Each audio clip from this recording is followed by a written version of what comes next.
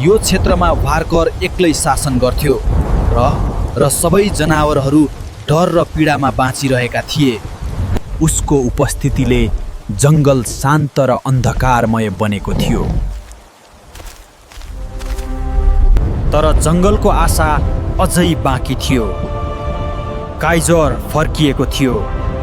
काइजरको प्रकाशले जङ्गलमा फेरि आशा ल्यायो। दुई महान शक्तिहरू आमने सामने भए र जङ्गलको भविष्य निर्धारण हुन थाल्यो।